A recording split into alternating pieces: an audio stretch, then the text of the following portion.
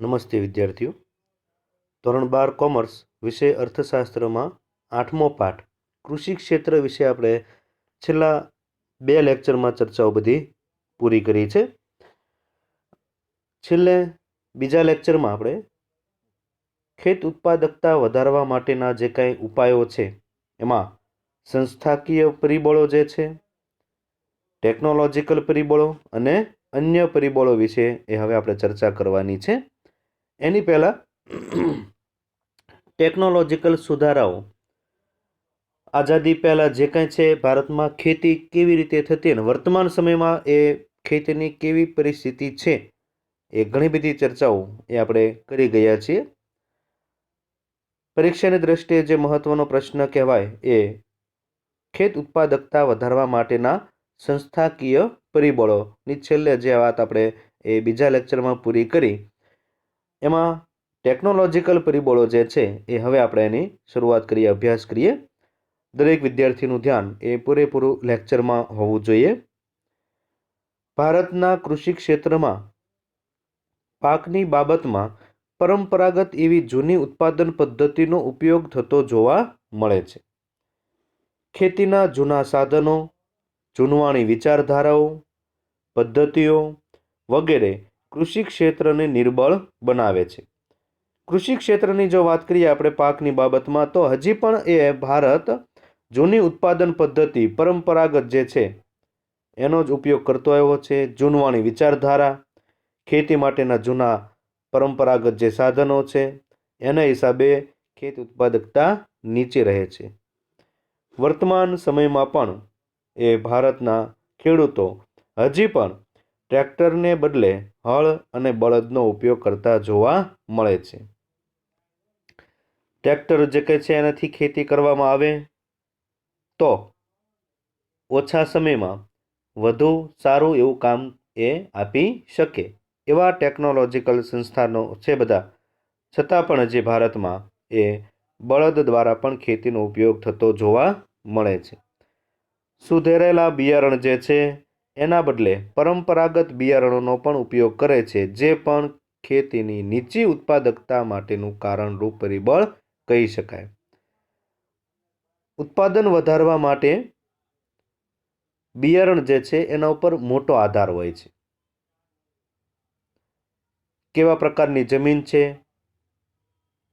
અમુક પ્રકારના એ જે કાંઈ છે એ જીવજંતુ એમાં એ ન લાગુ પડે, એવો રોગ લાગુ ન પડે, એટલું ઉત્પાદન આપી શકે, એટલા સમયમાં છે એ વધારે એ ઉત્પાદનનો લાભ આપી શકે. આ બધી બાબતનો આધાર બિયારણ ઉપર છે. પહેલાંના સમયમાં બિયારણ ઉપર ભાર મૂકવામાં આવતો નહોતો. જે કાંઈ છે ઘઉં હોય કે કપાસ, તો જૂનું જે ગયા વર્ષનું હોય એનો ઉપયોગ વાવવામાં કરી દેતા.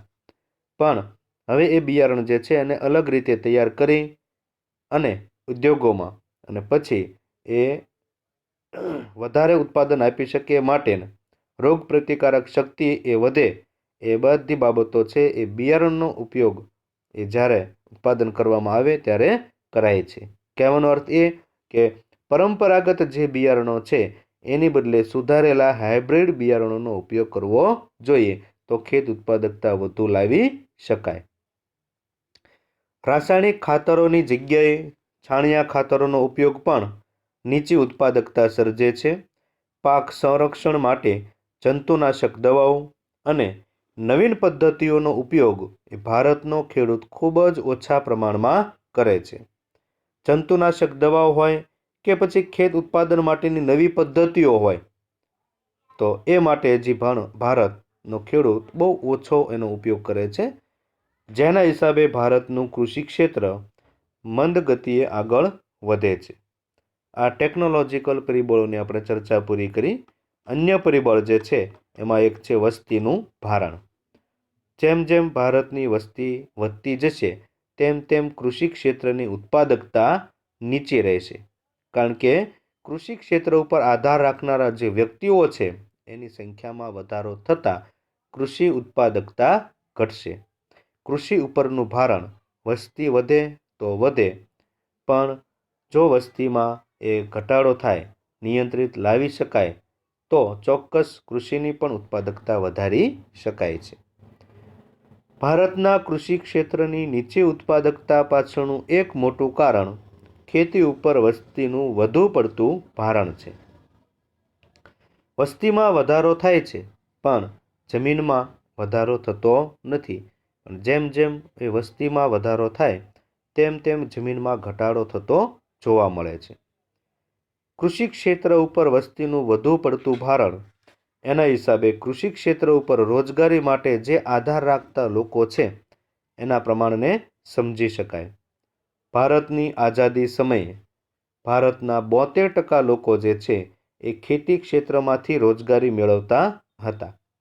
આઝાદી સમયના જે કંઈ આપણે આંકડાઓ આપ્યા છે, મોટા ભાગના લોકો એટલે કે 72% લોકો છે એ માત્ર ખેતીમાં રોકાયેલા હતા અને ખેતીમાંથી જ પોતે આવક કે રોજગારી મેળવતા હતા. આ હિસ્સો બહુ મોટો કહેવાય.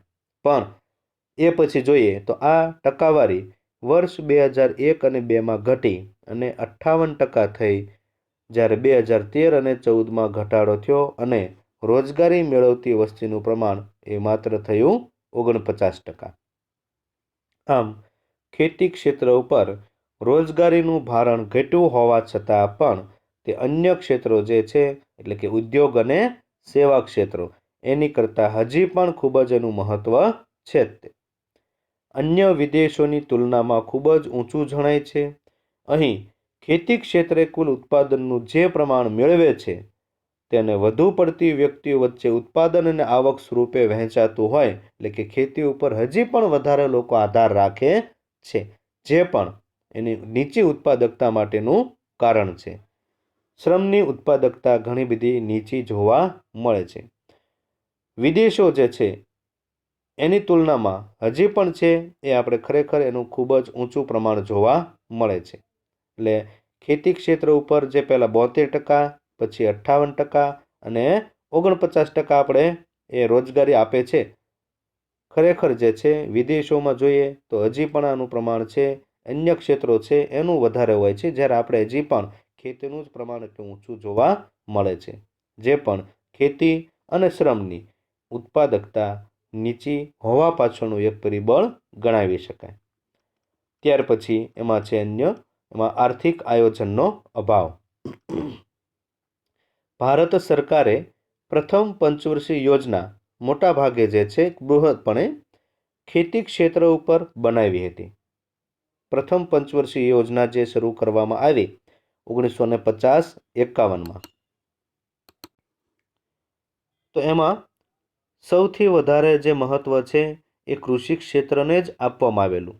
પણ બીજી પંચવર્ષીય યોજના એટલે કે 55-56થી શરૂ જે થાય એ બીજી પંચવર્ષીય યોજના જે છે એમાં ઔદ્યોગિકરણને વધારે મહત્ત્વ અપાયું અને કૃષિ ક્ષેત્ર ઉપર એ જે છે એ ધ્યાન અપાય નહીં, એની ઉપર દુર્લક્ષ જેવું. બીજી પંચવર્ષીય યોજના એટલે કે 1956થી ભારતનું આર્થિક આયોજન ઉદ્યોગો કેન્દ્રિત બન્યું છે. ભારત સરકાર ઉદ્યોગોના વિકાસ પાછળ જેટલા પ્રયત્નો, સમયની ફાળવણી, ખર્ચ કરે છે તેટલું પ્રદાન જો એણે ખેતી ક્ષેત્રને આપેલ હોત તો ખેતી ક્ષેત્ર હજી પણ વધારે લોકોને રોજગારી અને રાષ્ટ્રીય આવકમાં ફાળો આપી શકે તેમ સક્ષમ હતું. પણ ખેતી ક્ષેત્રને ઉદ્યોગો જેટલું મહત્ત્વ આપેલ નથી. સરવાળે એમ કહી શકાય કે ભારતનું કૃષિ ક્ષેત્ર અનિયમિત અને મંદ દરે વિકાસ કરતું હોવાથી સરકાર પણ એ કૃષિ ક્ષેત્રને જરૂરી પ્રમાણમાં સહાયક બનતી નથી. આ જ કારણથી ભારતના કૃષિ ક્ષેત્રની સ્થિતિ હજી પણ વધારે ચિંતાજનક બની છે. એટલે બીજી પંચવર્ષીય યોજના જે છે એમાં વધારે મહત્ત્વ અપાયું ઉદ્યોગોને. પ્રથમ પંચવર્ષીય યોજનામાં તો ખેતીને મહત્ત્વ હતું, પણ ઉદ્યોગોને જેટલું મહત્ત્વ અપાયું, જો કદાચ એ ખેતીને એટલું મહત્ત્વ અપાયું હોત તો હજી પણ એ ખેતી વધારે લોકોને રોજગારી એ આપી શકે એવી સક્ષમ હોત. ત્યાર પછી આપણે જોઈએ આગળ ખેત ઉત્પાદકતા વધારવા માટેના ઉપાયો. પરીક્ષામાં જે તમને પ્રશ્ન પૂછાય છે એ પ્રશ્નમાં આ ખાસ એ નોંધ રાખજો વિદ્યાર્થીઓ. ખેત ઉત્પાદકતા વધારવા માટેના ઉપાયો જણાવો. જો એવું કહેશે તો એમાં સંસ્થાકીય સુધારા અને ટેકનોલોજીકલ સુધારા બે આવશે. પણ પરીક્ષામાં તમને અલગથી એવો પ્રશ્ન પૂછે કે ખેત ઉત્પાદન વધારવા માટેના ખેત ઉત્પાદકતા વધારવા માટેના ઉપાયોમાં સંસ્થાકીય પરિબળો જણાવો, સંસ્થાકીય સુધારાઓ અથવા તો ખેત ઉત્પાદકતા વધારવા માટેના ટેકનોલોજીકલ સુધારાઓ જણાવો. તો જે તમને પરીક્ષામાં પ્રશ્ન પૂછે એ જ તમારે લખવાનો છે. ખરેખર આ બે પ્રશ્નો જે છે એ ખૂબ જ મહત્ત્વના છે, એટલે દરેક વિદ્યાર્થી પૂરેપૂરું ધ્યાન આપશે. પણ એક બાબતને ખાસ યાદ રાખજો, સંસ્થાકીય સુધારાઓ પૂછે તો આ જવાબ લખવાના છે, જે અત્યારે આપણા લેક્ચરમાં લેવાના છે તે. સંસ્થાકીય પરિબળો હોય તો એમાં આ આવશે નહીં.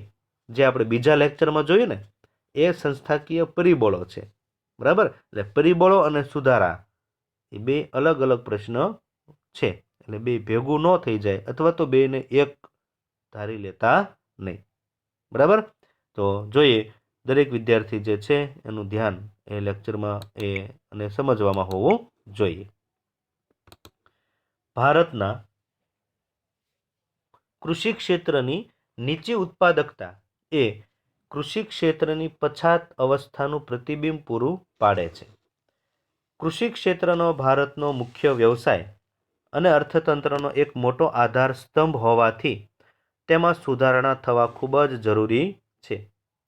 આ ઉપરાંત કૃષિ ક્ષેત્રમાં ખેત ઉત્પાદકતા વધારવામાં આવતા ગ્રામ્ય અર્થતંત્રોની આવકમાં પણ વધારો થશે, જે ઉદ્યોગ અને સેવા ક્ષેત્રને વિકાસનું બળ પૂરું પાડશે. બધા એકબીજા ઉપર આધારિત છે.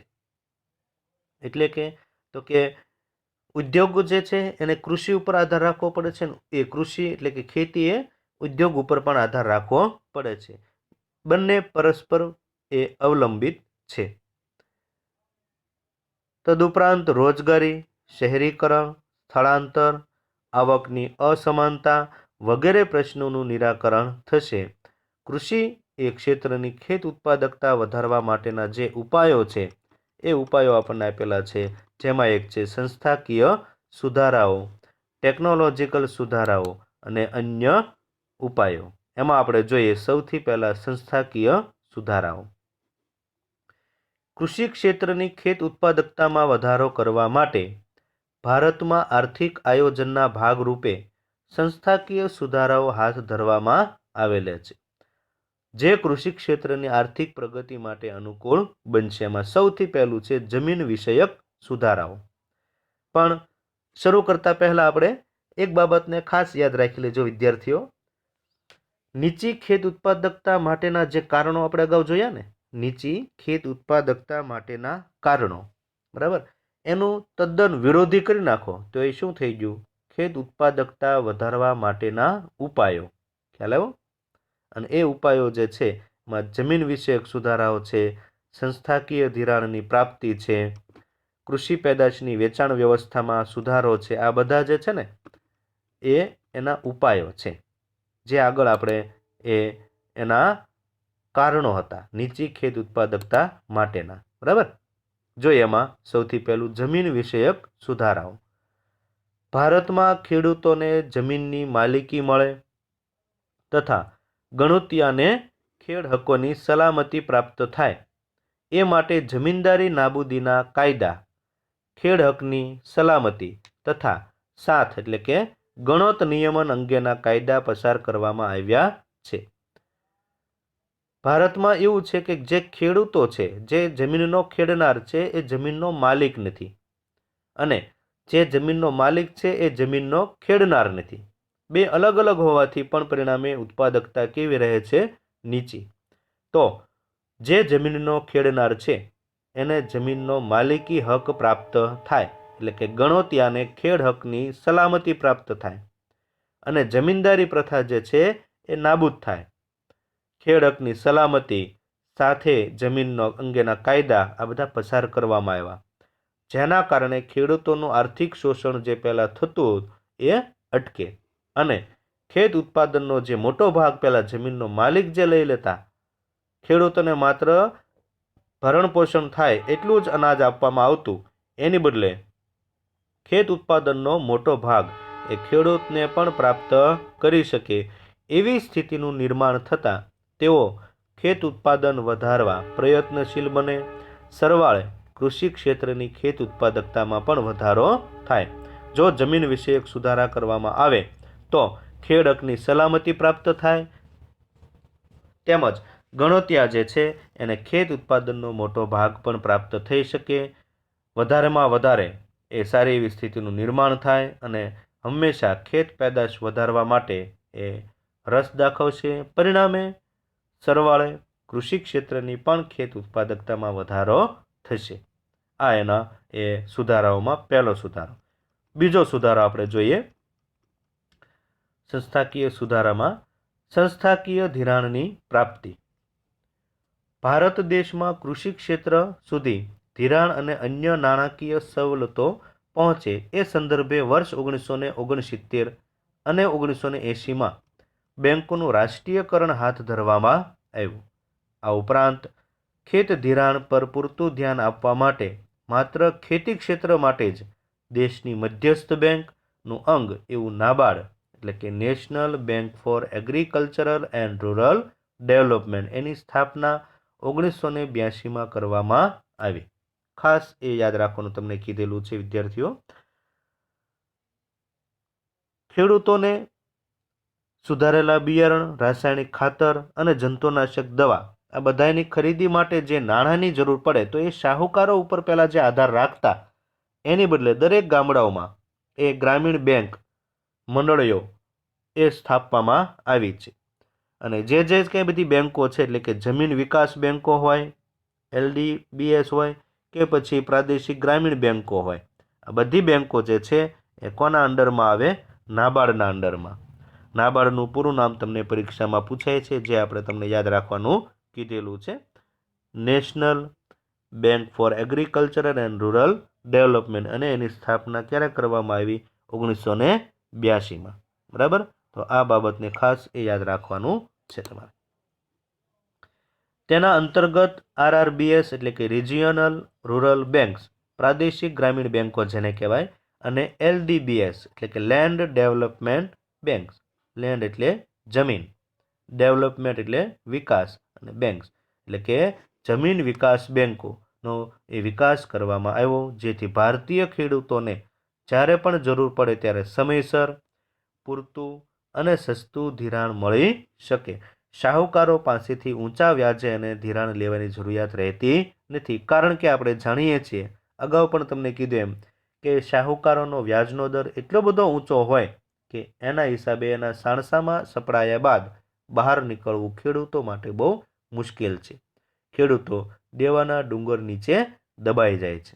આમ સરળ રીતે ખેતી કાર્ય માટે મૂડીની પ્રાપ્તિ પૂરતા અને સસ્તા દરે થતાં તેઓ વધુ ખેત ઉત્પાદકતા મેળવી શકે. એટલે સંસ્થાકીય ધિરાણની પ્રાપ્તિ એ કરાવવામાં આવશે તો ચોક્કસ ખેડૂતોને એ ઓછા વ્યાજે જ્યારે પણ જરૂર પડે ત્યારે સમયસર અને પૂરતું સસ્તું ધિરાણ એ નાબાર્ડના અંડરમાં આવેલી જે બધી બેંકો છે એના દ્વારા મળી શકે. અને આ નાબાર્ડ જે છે એ મધ્યસ્થ બેંકનું એક મહત્વનું અંગ છે. મધ્યસ્થ બેંક એટલે કઈ? RBI એટલે કે રિઝર્વ બેંક ઓફ ઇન્ડિયા. એને મધ્યસ્થ બેંક કહેવામાં આવે. ત્યાર પછી સંસ્થાકીય જે સુધારાઓ છે એમાં ત્રીજો સુધારો કૃષિ પેદાશની વેચાણ વ્યવસ્થામાં સુધારો. કૃષિ પેદાશોની વેચાણ વ્યવસ્થામાં રહેલી ખામીઓને દૂર કરવા માટે ઘણા પાયારૂપ પગલાઓ લેવામાં આવ્યા છે. પહેલાં જે નીચી ખેત ઉત્પાદકતા માટેના કારણો હતા ને એમાં આપણે જોયું કે ખેતરમાં જે છે પાક તૈયાર થઈ ગયો પછી એને બજાર સુધી લાવવા લઈ જવા માટે પાકા રસ્તા કે વાહન વ્યવહારની કોઈ સુવિધા હતી નહીં. સાચવવા માટે કોઈ વખારની સુવિધા ખેડૂત પાસે હતી નહીં. એટલે વેચાણ વ્યવસ્થા એ કહી શકાય નહીં. તો એ બધી ખામીઓ છે દૂર કરવા માટે પાયારૂપ પગલાં લેવામાં આવ્યા. જેમાં એક નિયંત્રિત બજારોની સ્થાપના કરવામાં આવી છે. ખેત ઉત્પાદનોની ગુણવત્તા અનુસાર તેઓનું વર્ગીકરણ કરવા માટે એગમાર્ક એટલે કે એગ્રીકલ્ચરલ માર્કેટિંગ પ્રથા દાખલ કરવામાં આવી. આ શબ્દ આપણે ઘણીવાર સાંભળીએ છીએ કે એગમાર્કનું નિશાન હોય છે. જે એની ગુણવત્તાની ખાતરી આપે છે. ISI ગુણવત્તા હોય છે ને, તો એ ગુણવત્તાની દ્રષ્ટિએ એ સારામાં સારું છે એની ખાતરી આ ISI એગમાર્ક આપે છે. એવી પ્રથા દાખલ કરવામાં આવી. ખેડૂતો ખેત પેદાશોનો સંગ્રહ કરી શકે તે હેતુથી રાષ્ટ્રીય કોઠાર નિગમ અને રાજ્ય કોઠાર નિગમો પણ ઊભા કરવામાં આવ્યા છે. એના પછી ચોથું, ખેત પેદાશોના ભાવની માહિતી ખેડૂતો સુધી પહોંચી રહે તેવી વ્યવસ્થાઓ ઊભી કરવામાં આવી છે. ખેડૂતો સુધી એ ભાવની માહિતી જે છે પહેલાં હતી જ નહીં. જે ભાવ આવે એ ભાવે વેચવા માટે ખેડૂત તૈયાર થઈ જતો. વધારે જે કાંઈ ભાવ હોય તો એનો લાભ ખેડૂતોને મળતો નહીં, દલાલો અથવા તો વેપારીઓને જ મળતો. ખેડૂતોને જે છે બજારમાં હાલમાં કેવા ભાવ ચાલે છે એની કોઈ માહિતી હતી પણ નહીં. તો એના બદલે ટીવીના માધ્યમો દ્વારા, સમાચાર પત્ર, એના દ્વારા જે છે એ આજના જે કાંઈ ભાવ હોય એ આવતીકાલના છાપામાં આવે, ગઈકાલના ભાવ જે છે એ આજે આવે, આજે જે કાંઈ ભાવ હોય એ આવતીકાલ પછીનું જે કંઈ છાપું છે એમાં લખેલા આવે. ખેડૂતો જે છે એના ગામડા સુધી એને પણ પોતાને ખ્યાલ આવે કે ભાઈ ગઈકાલે છે એ મગફળી, કપાસ હોય તો એનો ભાવ એટલો હતો, એટલો વધે છે, એટલો ઘટે છે, તો હવે એને સાચવી શકાય કે પછી વેચી દેવાય. આ બધી બાબતોની ટૂંકમાં ભાવની માહિતી એ ખેડૂતો સુધી હતી નહીં. જો એના સુધી પહોંચે તો એવી વ્યવસ્થા ઊભી કરવામાં આવી છે. ખેડૂતોને બજારના ભાવ ફેરફારોથી સુરક્ષિત કરવાના હેતુથી ટેકાના ભાવ જે કહેવામાં આવે ને, સરકાર જે છે એ ખેડૂતોને પોસાય એવા પોષણક્ષમ ભાવ આપી અને વસ્તુની ખરીદી કરે છે. પણ ઘણીવાર સાંભળતા હોય છે ને કે કપાસની ખરીદી જે છે એ CCI વાળાએ શરૂ કરી. એ CCI વાળા એટલે કોણ? સરકાર. કે ભાઈ 900થી 1000 રૂપિયા જે છે એ જો કપાસ વેચાય તો જ ખેડૂતોને પોસાય. તો સરકારના જે અધિકારીઓ છે એ તળિયાના ટેકાના ભાવે એ વસ્તુની ખરીદી કરે છે, જેથી ખેડૂતોને પોષણક્ષમ ભાવ મળી રહે. એટલે કે તળિયાના ભાવ સરકાર દ્વારા જાહેર કરવામાં આવે છે. ત્યાર પછી કૃષિ સંશોધનો. ભારતના ખેડૂતો ઓછા શિક્ષિત હોવાથી તેમજ આર્થિક રીતે નબળા હોવાથી કૃષિ સંશોધનો જાતે કરી શકતા નથી. આ માટેની જવાબદારી એ national bank for agricultural and rural development એટલે કે નાબાર્ડને સોંપવામાં આવી છે, જે વિવિધ પ્રકારના કૃષિ સંશોધનો કરે છે. એક જ જમીનમાં એક કરતાં વધારે પાક વાવવા, કેવા પ્રકારની જમીન છે તો એમાં કેવો એ પાક અનુકૂળ છે, એ બધી બાબતો જે છે એ આના વિશે દર્શાવવાની છે. અને એ બધી માહિતીનું સંશોધન એ નાબાર્ડ જે છે એ કરી આપે છે.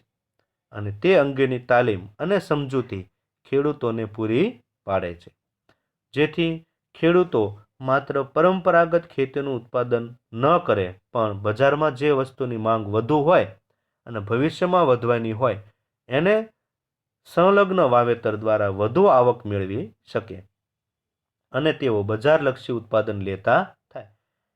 કે ભાઈ અત્યારે કઈ વસ્તુની વધારે માંગ છે અને હવે ભવિષ્યમાં આ વસ્તુની માંગ વધશે કે ઘટશે, તો એ આધારે એને વાવેતર દ્વારા વધુ આવક મેળવી શકે.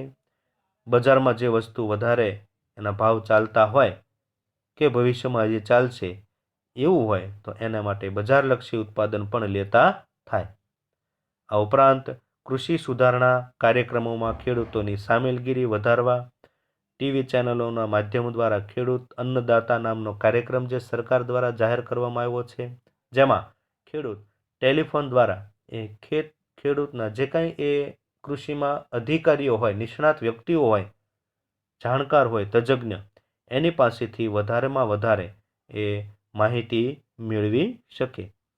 સામૂહિક ગ્રામ વિકાસ યોજનાઓ, પંચાયતી રાજ, સંકલિત ગ્રામ વિકાસ યોજનાઓ એટલે કે IRDP integrated rural development programme, જનધન યોજના એટલે કે દરેક ખેડૂતનો જે છે એ પોતાનું ખાતું હોય છે, ઝીરો બેલેન્સથી ખાતું ખોલવામાં આવે છે વગેરે શરૂ કરી કૃષિ ક્ષેત્ર આધુનિકીકરણ તરફ પ્રેરી ખેત ઉત્પાદકતા વધારવા તરફ વાળી શકાય છે.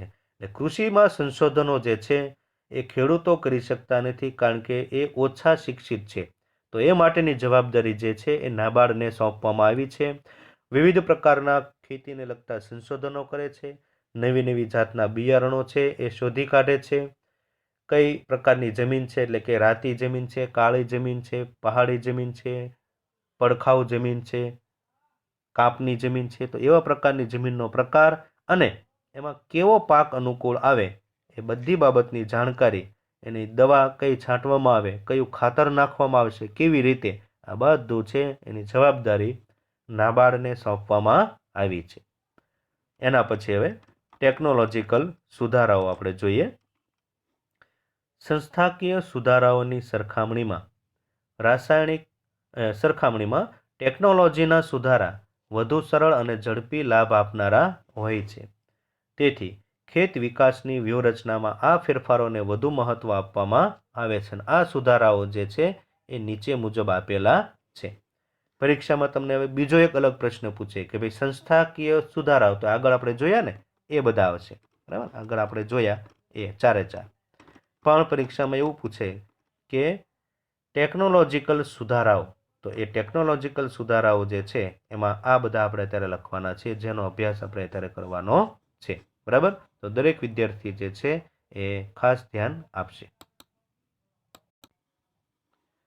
એમાં જે છે એ પહેલું છે સુધારેલા બિયારણો. વૈજ્ઞાનિક સંશોધનો દ્વારા સુધારેલા બિયારણો, જેને હાઇબ્રિડ બિયારણો કહેવાય છે, એ વિકસાવવામાં આવ્યા છે, જે વધુમાં વધુ ઉત્પાદન આપી શકે. આવા વૈજ્ઞાનિક પદ્ધતિથી તૈયાર થતા બિયારણો વધુ પેદાશ આપે છે, ઝડપી પાક તૈયાર કરી આપે છે અને રોગોની સામે પણ સફળ સામનો કરી શકે એવા પ્રકારના હોય છે. પરંપરાગત જે બિયારણ છે ને એની બદલે ઉદ્યોગોમાં તૈયાર થયેલું સુધારેલું બિયારણ, જેને આપણે હાઇબ્રિડ બિયારણ કહીએ છીએ, એનો વિકાસ એ વધારે થયો, એ કરવામાં આવ્યો છે. અને આ બધું જે બિયારણ તૈયાર થાય છે એ વધુ પેદાશ આપે, ઝડપથી તૈયાર થાય અને રોગોની સામે પણ સફળ સામનો કરી શકે એવા પ્રકારનું હોય છે. ભારતમાં અન્ન ઉત્પાદનમાં નોંધપાત્ર વૃદ્ધિ હાંસલ કરવામાં આવા બિયારણો મોટો ભાગ ભજવે છે. તેથી અન્ન ઉત્પાદનમાં થયેલ અસાધારણ વધારાને કૃષિ ક્રાંતિને સ્થાને બીજ ક્રાંતિના નામે પણ ઓળખવામાં આવે છે.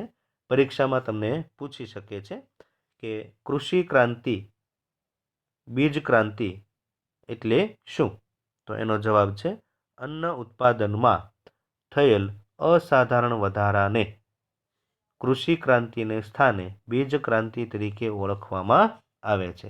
એટલે ખાસ યાદ રાખજો, પરીક્ષામાં જ્યારે પૂછાય ત્યારે આપણે આ લખવાનું રહેશે. રાષ્ટ્રીય કૃષિ સંશોધન સમિતિ, રાષ્ટ્રીય બીજ નિગમ અને કૃષિ વિશ્વવિદ્યાલયોમાં સુધારેલા બિયારણો વિકસાવવાને ઉચ્ચ અગ્રિમતા આપવામાં આવે છે અને જેથી વધુમાં વધુ ઉત્પાદન મેળવી શકે એવા પ્રકારના હાઇબ્રિડ બિયારણ જે છે એને જ વધારે વિકસાવવામાં આવ્યા છે. જે કાંઈ એને લાગુ પડતા રોગ છે એનો સફળ સામનો કરી શકે, ઝડપથી પાક તૈયાર થાય, ઉત્પાદનમાં નોંધપાત્ર વૃદ્ધિ પણ થાય અને એ અસાધારણ જે વૃદ્ધિ થઈ છે એને જ આપણે કૃષિ ક્રાંતિ અને બીજ ક્રાંતિ તરીકે ઓળખીએ છીએ, જેથી સાચા અર્થમાં ખેત ઉત્પાદકતા ઊંચી લઈ જઈ શકાય. બરાબર. તો અહીંયા એ આપણે ત્રીજો લેક્ચર પૂરો કરીએ છીએ. આગળનો જે છે મુદ્દા એ આપણે હવે પછીના લેક્ચરમાં શરૂ કરીશું. દરેક વિદ્યાર્થીઓ છે એ ટેકનોલોજીકલ સુધારાઓ જે છે કે જે હવે આપણે આજે ચાલુ કરીએ છીએ એ પોતાની એ હોમવર્કની બુકમાં એ એકવાર લખશે અને પાકા પણ કરશે. ટેકનોલોજીકલ સુધારા અને આગળ જોઈએ સંસ્થાકીય સુધારાઓ એ પાકા કરવાના છે અને એકવાર રફનોટ બુકમાં લખવાનું પણ છે. એ આજનું તમારું હોમવર્ક છે. હવે આગળનો જે અભ્યાસ એ આપણે હવે પછીના એ લેક્ચરમાં શરૂ કરીશું. આજે અહીં સુધી રાખીએ.